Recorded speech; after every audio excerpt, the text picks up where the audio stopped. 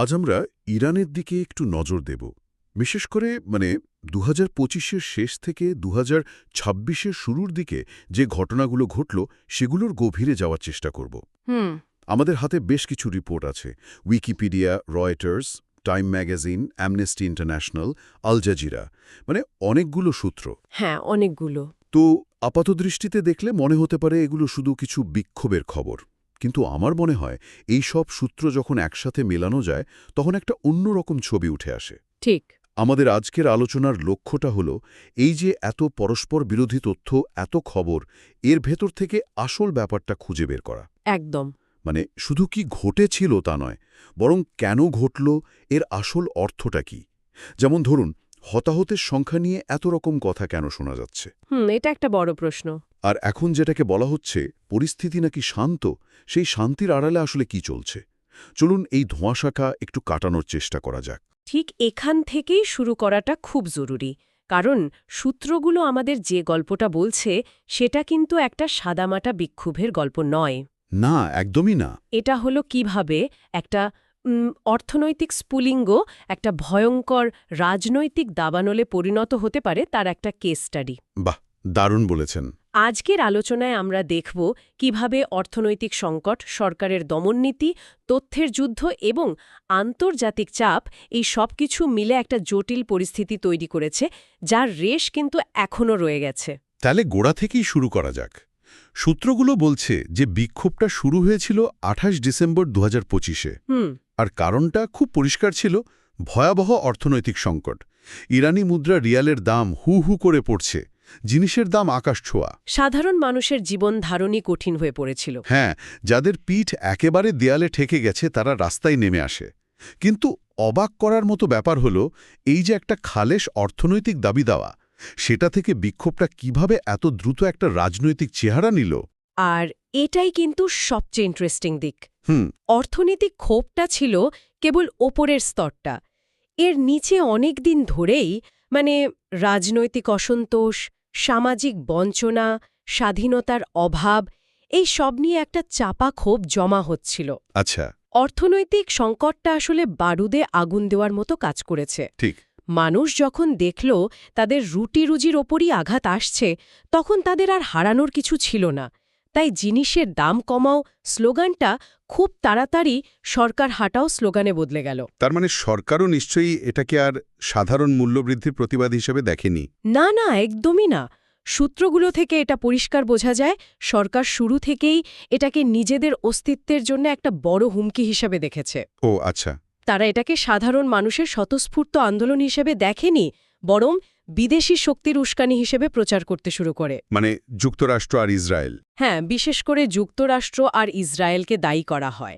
আর দেখুন, যখন কোনো সরকার একটা আন্দোলনকে নিজেদের অস্তিত্বের সংকট হিসেবে দেখে, তখন তাদের প্রতিক্রিয়াটাও হয় চরম। আর সরকার যখন এটাকে নিজেদের অস্তিত্বের সংকট হিসেবে দেখছে, তখন তাদের প্রতিক্রিয়াটাও তো তেমনই ভয়াবহ ছিল। অ্যামনেস্টি ইন্টারন্যাশনাল বা টাইমের রিপোর্টগুলো পড়লে তো রীতিমতো গায়ে কাটা দেয়।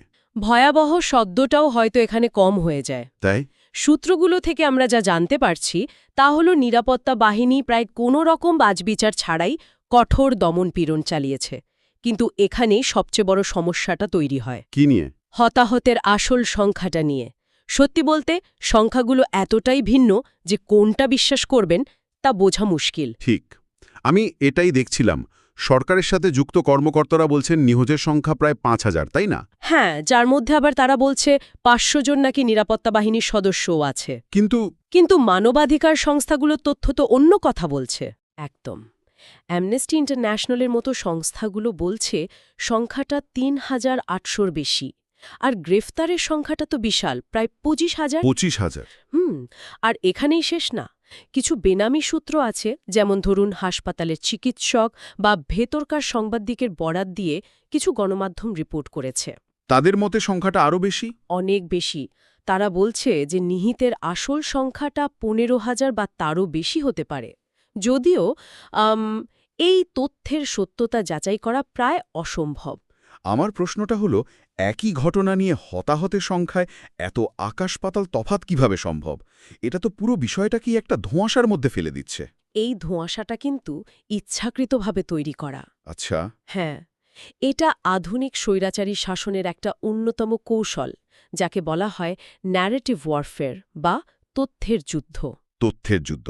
সরকার যখন দমনপীড়ন চালায় তখন তাদের প্রথম লক্ষ্য থাকে বাস্তবতাকে ঢেকে দেওয়া। আর এর সবচেয়ে কার্যকর উপায় হল একটা ইনফরমেশন ভ্যাকিউম বা তথ্যের শূন্যস্থান তৈরি করা। আর এই তথ্যের শূন্যস্থান তৈরির সবচেয়ে বড় হাতিয়ার তো ছিল ইন্টারনেটটাই পুরোপুরি বন্ধ করে দেওয়া, তাই না? একদম। এই ডিজিটাল ব্ল্যাকআউটের প্রভাবটা ঠিক কতটা ভয়ঙ্কর ছিল? দেখুন, ৮ জানুয়ারি থেকে দেশব্যাপী ইন্টারনেট আর মোবাইল পরিষেবা প্রায় সম্পূর্ণ বন্ধ করে দেওয়া হয়। সরকারের যুক্তি ছিল দেশের নিরাপত্তা রক্ষা আর গুজব ছড়ানো বন্ধ করতে এটা জরুরি। কিন্তু এর আসল উদ্দেশ্য ছিল তিনটি। প্রথমত, কৌশলগত। কৌশলগত মানে? ইন্টারনেট না থাকায় বিক্ষোভকারীরা একে অপরের সাথে যোগাযোগ করতে পারছিল না, সংগঠিত হতে পারছিল না। আচ্ছা আচ্ছা। আর দ্বিতীয়? দ্বিতীয়ত, তথ্যগত। দেশের ভেতরে কি হচ্ছে তার কোনো ছবি, ভিডিও বা খবর বাইরের দুনিয়ায় পৌঁছাতে পারছিল না। ফলে আন্তর্জাতিক চাপ তৈরির সুযোগটাই নষ্ট হয়ে যাচ্ছিল। ঠিক তাই। আর তৃতীয় এবং সবচেয়ে ভয়ঙ্কর উদ্দেশ্যটা হল মনস্তাত্ত্বিক। মনস্তাত্ত্বিক? হ্যাঁ, একে বলা যেতে পারে ডিজিটাল অথরিটেরিয়ানিজমের একটা প্রধান অস্ত্র। সরকার কেবল বিক্ষোভকারীদের সংগঠিত হতে বাধা দিচ্ছে না, তারা মনস্তাত্ত্বিকভাবে জনগণকে বিচ্ছিন্ন করে দিচ্ছে। এটা কিভাবে কাজ করে? যখন একজন মানুষ বাইরের জগৎ থেকে পুরোপুরি বিচ্ছিন্ন হয়ে যায়, তখন সে নিজেকে একা এবং ক্ষমতাহীন মনে করে। তার প্রতিবাদের সাহসটাই কমে যায়। মানে এটা একটা ডিজিটাল কারাগারের মতো? একদম, যা মানুষকে শারীরিকভাবে না হলেও মানসিকভাবে বন্দী করে ফেলে। তার মানে এই ডিজিটাল কারাগার তৈরি করে সরকার সফলভাবে নিজেদের ভাষ্য বা ন্যারেটিভটা প্রতিষ্ঠা করার চেষ্টা করেছে। ঠিক তাই। যখন কোনো স্বাধীন তথ্য আসছে না, তখন সরকারের দেওয়া সংখ্যা বা গল্পই একমাত্র সত্যি বলে মনে হতে পারে। এক্স্যাক্টলি। আর এই কারণেই হতাহতের সংখ্যার এত ফারাক। সরকার নিজেদের দেওয়া সংখ্যা দিয়ে দেখাতে চায় যে পরিস্থিতি নিয়ন্ত্রণে আছে এবং নিরাপত্তা বাহিনীও আক্রান্ত হয়েছে। অন্যদিকে মানবাধিকার সংস্থাগুলো ভেতর থেকে পাওয়া খণ্ডিত তথ্যের ভিত্তিতে একটা চিত্র দাঁড় করানোর চেষ্টা করে। আর বেনামি সূত্রগুলো? বেনামি সূত্রগুলো হয়তো সবচেয়ে ভয়াবহ চিত্রটা তুলে ধরে, কিন্তু তা যাচাই করার কোনো উপায় থাকে না। এই বিভ্রান্তিটাই সরকারের সবচেয়ে বড় অস্ত্র। তাহলে এই ডিজিটাল অবরোধ আর চরম দমনপীড়নের পর এখনকার পরিস্থিতিটা ঠিক কি? রয়টার্সের একটা সাম্প্রতিক রিপোর্ট আমি দেখছিলাম, সেখানে বলছে যে বড় শহরগুলোতে এখন আর আগের মতো বড় বিক্ষোভ দেখা যাচ্ছে না। তাহলে কি ধরে নিতে হবে আন্দোলন শেষ? আপাত দৃষ্টিতে দেখলে হয়তো তাই মনে হতে পারে, কিন্তু রিপোর্টগুলো যদি আরও ভালোভাবে খেয়াল করেন তাহলে দেখবেন রাস্তায় বিক্ষোভ না থাকলেও সর্বত্র একটা থমথমে ভয়ের পরিবেশ রয়েছে। আচ্ছা। প্রচুর নিরাপত্তা কর্মী মোতায়েন করা হয়েছে। এটাকে শান্তি বলা যায় না, বড়জোর একটা চাপিয়ে দেওয়া নীরবতা বলা যেতে পারে। চাপিয়ে দেওয়া নীরবতা। আগুনটা হয়তো নিভে গেছে, কিন্তু ভেতরের উত্তাপটা কমেনি। ছোটখাটো প্রতিবাদ বা অসন্তোষের খবর কিন্তু এখনও আসছে। আর আন্তর্জাতিক অঙ্গনের প্রতিক্রিয়া কেমন ছিল? এই অসন্তোষের আগুন তো দেশের বাইরেও ছড়িয়েছে, তাই না? অবশ্যই। বিশ্বজুড়ে, বিশেষ করে পশ্চিমা দেশগুলোতে এর তীব্র প্রতিক্রিয়া হয়েছে। আমাদের সূত্রগুলো বলছে, যুক্তরাষ্ট্রে বসবাসকারী ইরানিরা বিক্ষোভকারীদের সমর্থনে বড় বড় মিছিল করেছে। অনেক দেশ এবং আন্তর্জাতিক মানবাধিকার সংস্থা ইরান সরকারের এই দমননীতির কড়া সমালোচনা করেছে। ফলে আন্তর্জাতিকভাবে ইরান বেশ চাপের মুখে পড়েছে। এই প্রসঙ্গে একটা তথ্য যোগ করা দরকার। আমাদের হাতে থাকা একটি সূত্রে বাংলাদেশ সংবাদ সংস্থার একটি রিপোর্টে তৎকালীন মার্কিন প্রেসিডেন্ট ডোনাল্ড ট্রাম্পের একটি বিবৃতির কথা উল্লেখ আছে। আচ্ছা। তিনি বেশ স্পষ্টভাবে ইরানের বর্তমান শাসনে পরিবর্তনের কথা বলেছিলেন। আমরা এখানে কোনো রাজনৈতিক পক্ষ নিচ্ছি না, শুধু তথ্যটা তুলে ধরছি। কিন্তু এই ধরনের মন্তব্য তো পরিস্থিতিকে আরও জটিল করে তোলে, তাই না? নিঃসন্দেহে। যখন আমেরিকার মতো একটা শক্তি কোনো দেশের শাসন পরিবর্তনের কথা বলে, তখন সেটা সেই দেশের সরকারের হাতে একটা বড় অস্ত্র তুলে দেয়। কিভাবে? ইরান সরকার তখন দেশের মানুষের কাছে গিয়ে বলতে পারে, দেখো, আমরা তো আগেই বলেছিলাম এটা বিদেশি ষড়যন্ত্র। ওহ, আচ্ছা। এই ধরনের মন্তব্য তাদের কঠোর দমন নীতিকে একটা বৈধতা দেওয়ার চেষ্টা করে। তারা নিজেদের দেশের অভ্যন্তরীণ সমস্যাকে একটা আন্তর্জাতিক চক্রান্ত হিসেবে দেখানোর সুযোগ পেয়ে যায়। আর এই কঠোর অবস্থানেরই চূড়ান্ত রূপ আমরা দেখতে পাই ইরানের প্রেসিডেন্টের এক ভয়ঙ্কর হুঁশিয়ারিতে। জাগো নিউজ 24-এর একটা রিপোর্ট অনুযায়ী তিনি বলেছেন, সর্বোচ্চ নেতা আয়াতুল্লাহ খামেনির ওপর যে কোনো হামলাকে সরাসরি যুদ্ধ ঘোষণা হিসেবে দেখা হবে। হ্যাঁ, এটা খুবই গুরুত্বপূর্ণ একটা বার্তা। এই কথার আসল মানে কি? এটা কি শুধু কথার কথা, নাকি এর চেয়েও গভীর কোনো অর্থ আছে? এর অর্থ খুবই গভীর এবং ভয়ঙ্কর। এটা শুধু একটা রাজনৈতিক হুমকি নয়, এটা হলো সরকারের তরফ থেকে একটা চূড়ান্ত বার্তা যে তারা কোনো ধরনের আপোষ বা সংস্কারের পথে হাঁটবে না। আচ্ছা। সর্বোচ্চ নেতা হলেন এই শাসন ব্যবস্থার প্রতীক। তাকে আক্রমণের কথা বলা মানে পুরো সিস্টেমটাকেই চ্যালেঞ্জ করা। আর সেই চ্যালেঞ্জকে যুদ্ধ হিসাবে ঘোষণা করার অর্থ হল সরকার ক্ষমতা ধরে রাখার জন্য যে কোনো পর্যায়ে যেতে প্রস্তুত। তার মানে এই বার্তাটা দেশের ভেতরে নিরাপত্তা বাহিনীকেও একটা সবুজ সংকেত দেওয়ার মতো। একদম। এই বার্তা নিরাপত্তা বাহিনীকে বলছে যে সর্বোচ্চ নেতৃত্বের সুরক্ষার জন্য তারা যে কোনো পদক্ষেপ নিতে পারে এবং তার জন্য তাদের কোনো জবাবদিহি করতে হবে না। আর সাধারণ মানুষের জন্য? আর অন্যদিকে এটা বিক্ষোভকারী এবং সম্ভাব্য ভিন্ন মতামতীদের জন্য একটা চরম হুঁশিয়ারি।